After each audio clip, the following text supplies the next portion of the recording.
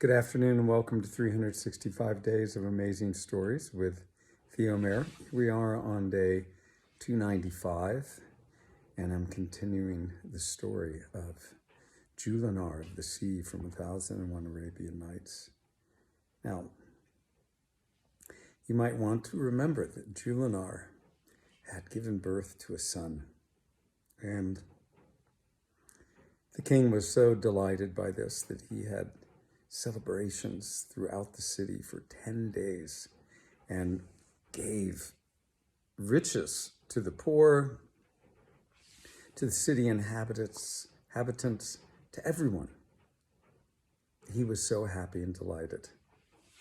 And it was a beautiful thing because remember that in the beginning he had been so forlorn, so feeling without family, so upset that he did not have an heir.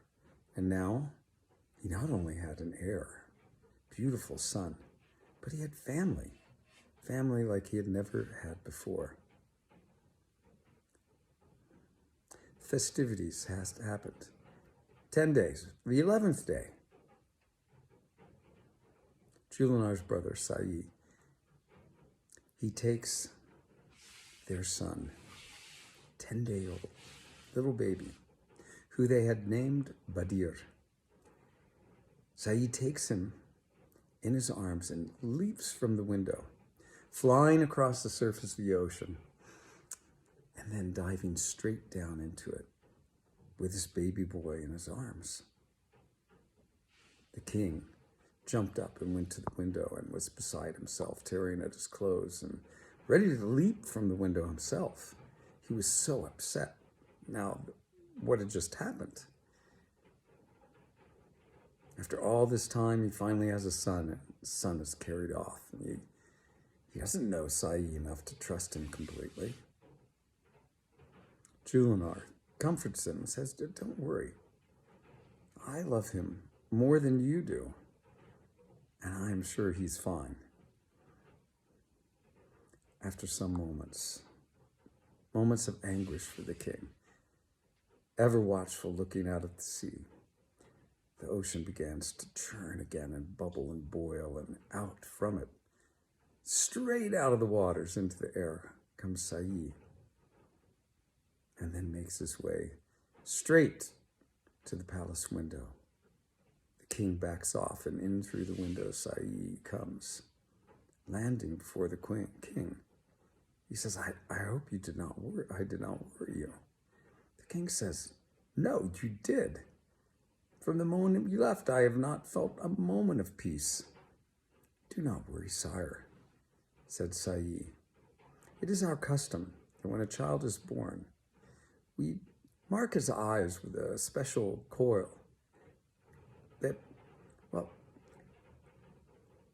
it is placed in a vessel that has over it, inscribed in its lid, letters written by Solomon.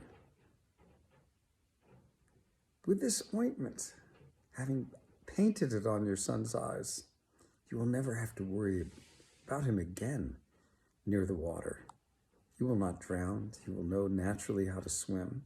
He'll never suffocate. This is thus what I did. I took him there to anoint him." As he finishes, he reaches into a pocket of his clothing and pulls out from it a cloth bag. Now, I have to tell you that Badir had been nestled in his arms this entire time. Jullanar, of course, had come over and he'd handed Badir to Jullanar. He takes this bag out of his pocket and he empties its contents onto the floor before the king. It's strings of jewels and gems like nothing you would ever see. Nothing like you'd ever see in this world. The king's eyes open wide in amazement. Sa'i says, "I've brought you this. Had I known before where our sister was beckoning us, and what the situation was, I would have come bearing gifts. But I did not know you, because you have treated our sister, my sister, so well. These gifts are for you. and for your son, Badir. Know that I have access to this, and in time I will bring you more. So do not worry. Use them as you wish. We know where these things can be found beneath the surface of the waters, and I will enrich you as often as I can with them. The king is just amazed by this incredible gesture. Thankful he is, and he expresses it in as many ways as he can. Well, the days that followed, he confessed to Jullanar that he felt almost ashamed that he had received such a gift from her brother. It was extravagant. She said, don't worry. She said, this is the way it is in our land. We give what we can, and that we have in plenty. As the king settled down, and the next so many days were just beautifully spent. In all, after the child's birth, Sayi, Jullanar's mother, and those 5 beautiful nieces of Jullanar stayed for 40 days. One morning, Sayi awakened, and he went to the king and said, I beg you our leave. We have been here long, and we have loved every moment of it. But we are creatures of the water, and we wish to return to our home and our relatives. We will come again soon, but I pray that you will give us leave. The king immediately, of course, got up and embraced him and said, of course, you have my leave, and you are welcome to come whenever it suits you. And so with that, farewells were given, tears were shed at the parting, and off they went.